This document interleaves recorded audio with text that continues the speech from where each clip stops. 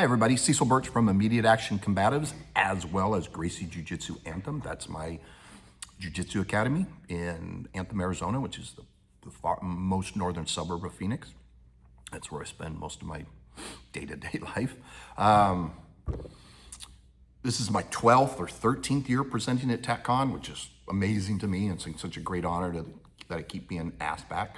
Normally I'm in the hand-to-hand bay. Normally I'm teaching some form of combatives.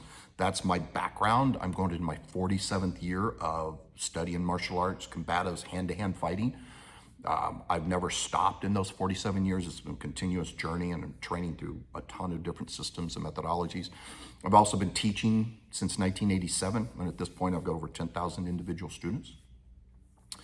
But I also teach live fire work, and that's what I'm going to be doing this year.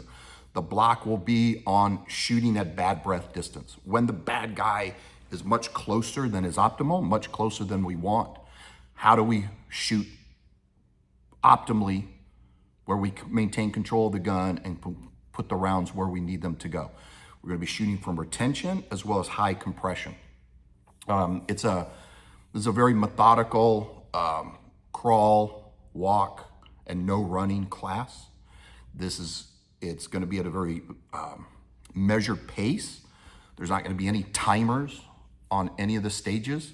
Everybody shoot at the pace they feel comfortable, because there, obviously in any live fire work, there's always safety issues that we have to make sure that we cover so well, and without any exceptions. Well, that's even heightened shooting from retention and compression. There's more things that come up that a lot of people don't understand, where things can go sideways even worse. So we're going to do this at a very measured pace so that everybody's safe. We're still learning functional methods of shooting, but everybody's going to be safe. There's no fighting in this class. There's no hand-to-hand work in this class.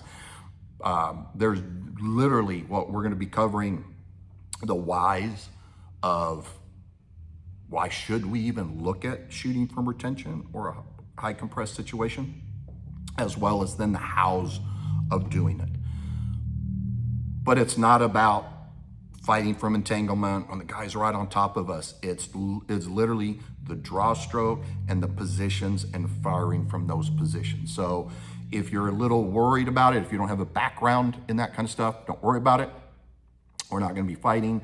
You don't have to be any particular physical condition for this. The only prerequisites for the class is got to be, you're following the safety rules is ironclad.